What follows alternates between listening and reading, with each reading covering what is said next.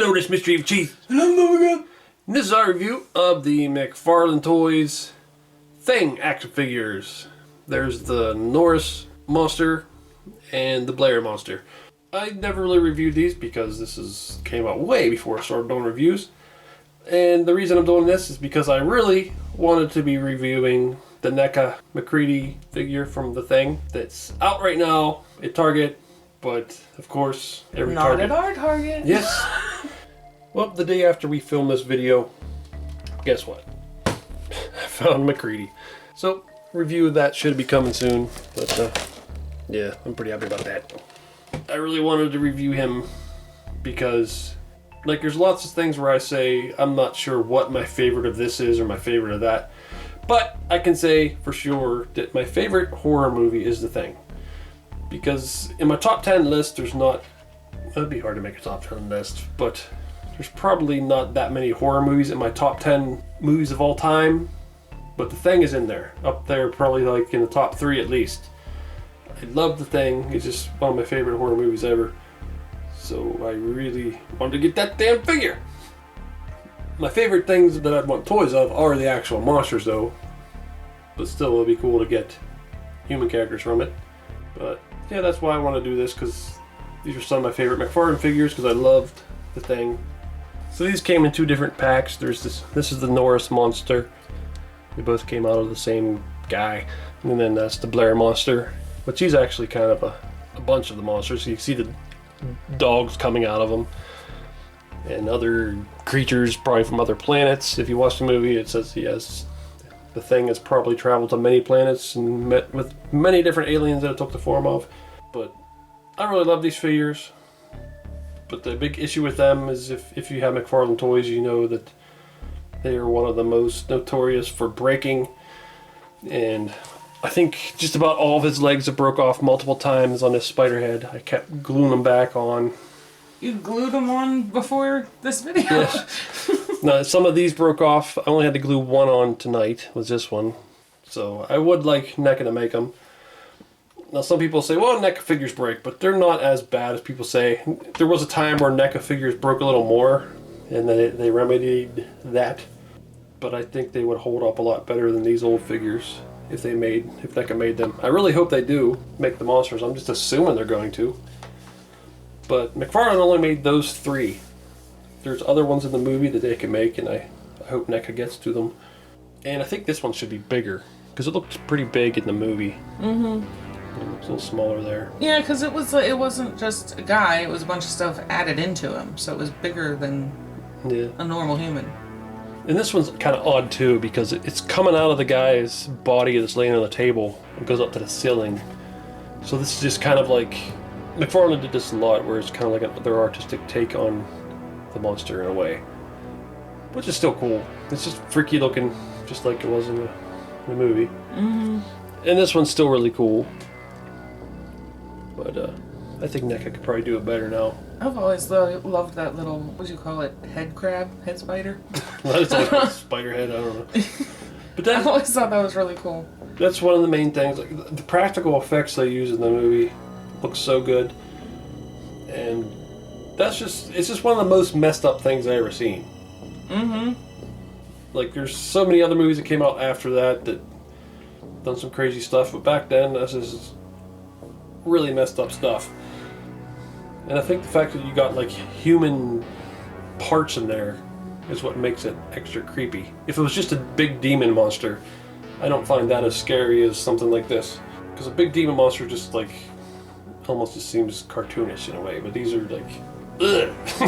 It's just freaky to think of people that are all, people's bodies all mutating and stuff growing out of them. And yeah, it's like, it's not just what they are, they've become this. Yeah. But one of my favorite scenes is, possibly my favorite scene, is when the crab spider, I call it spider head, but whatever, gets up and starts walking, and then you see the 2 guys looking over at it like, what the fuck?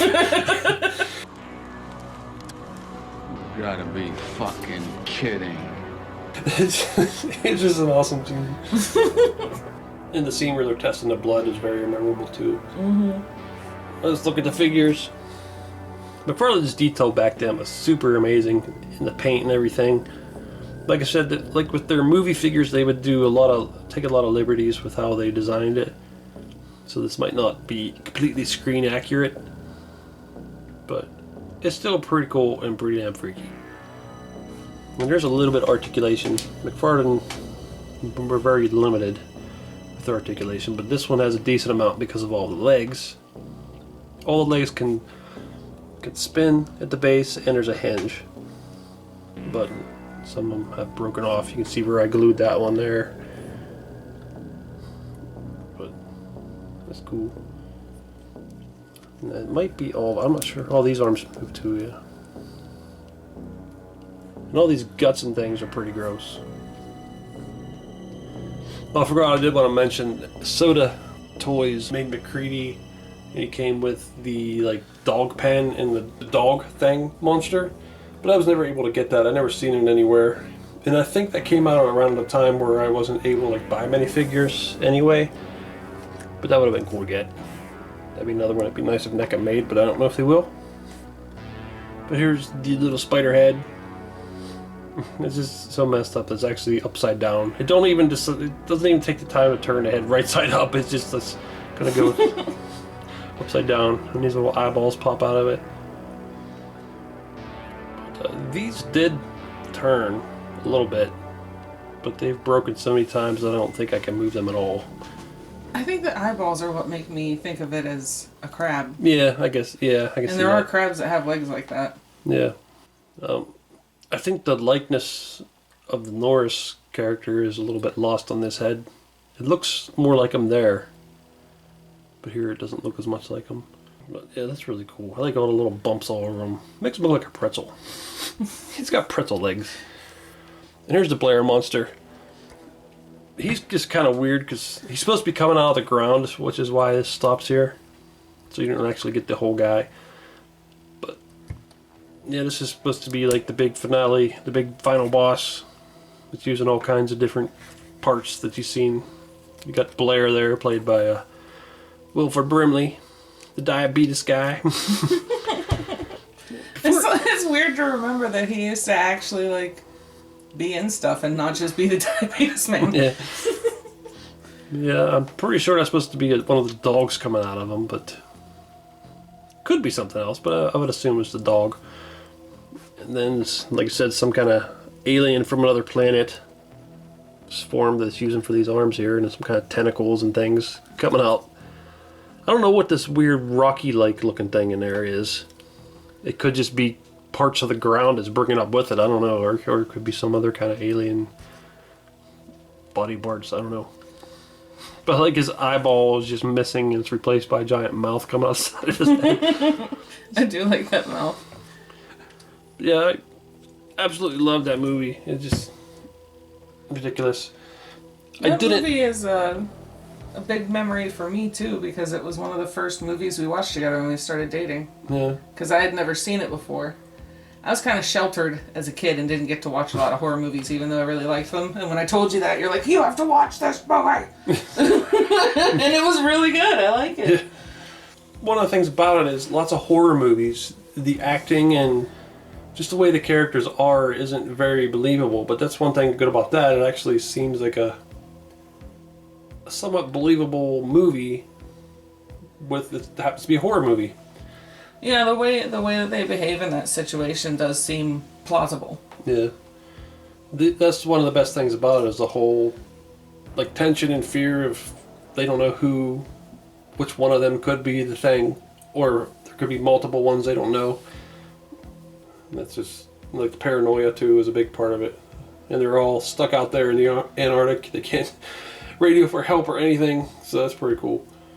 And the only thing that I would say that bugged me in the movie is the computers, because there's when they're using computers to like figure out what the thing is, it just seems like what they thought technology should be back then. It just well, most movies in that era, the computer stuff is like, ugh. Yeah. Like, no. But that's a minor thing. And one thing about the movie was I would have been I think this came out in 1982, so I would have been 2 years old. So that's not when I actually watched it. I watched it later when I was older. It came out before I was born. But I remember reading about it, that this movie didn't do well when it came out. It was, it came out at the same time as E.T. And E.T. was super popular, and it's like, it's a very kid-friendly movie with an alien, and then you got The Thing over here. It's like, it's very different, and I remember reading about how that may have hurt the movie that E.T. came out that time. You got this nice, friendly alien, and then you got this alien, which is one of the most terrifying things you can imagine.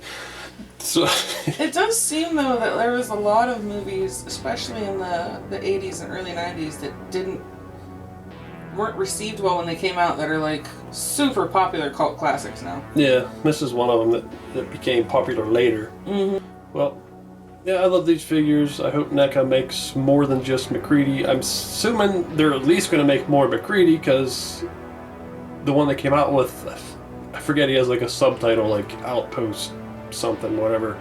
Like he's going to have another version that'll have a different subtitle, probably like the flamethrower, and I don't know. But I definitely want the damn monsters. That's what I want the most. Yeah, it would be cool to have a McCready, because I mean, he is like, you know, the main character and everything. Yeah. But I want monsters. I want zombies and monsters and vampires and demons. That's what I like. Well, that's Mr. Evilcheese. And I'm Zombie Cat. Thanks for watching. Goodbye. Hey, did you know? I bet you didn't know that the 1982 John Carpenter's The Thing is actually a remake too. It's a remake of The Thing from Another World movie. Did you know that? Yeah, it's a remake too. Okay, so Shut up! Every fan knows that. So shut up, man. one other thing. Did you know that in Friday the 13th when they go ha, ha, ha, they're actually saying ma, because kill mom, and it's actually what they're saying. I'm not saying ha. And did you know that Robert Englund only played Freddy in the first movie, and then some other guy named Robert Englund, who looked exactly like Robert Englund, played Freddy in part 2 in... Okay, come on up, Billy. We've been talking on the internet for months now. I think you're an awesome guy. I don't care what you look like. Just come on out. Well, you asked for it. Here I come. Hey, baby. So, what do you think? Well, I think I could work with it. I think it's such a relief, actually. Really? Yeah, because I have a little secret too. Oh, what's your secret? I have a tiny little wart on my butt cheek. Ew! Ew! No.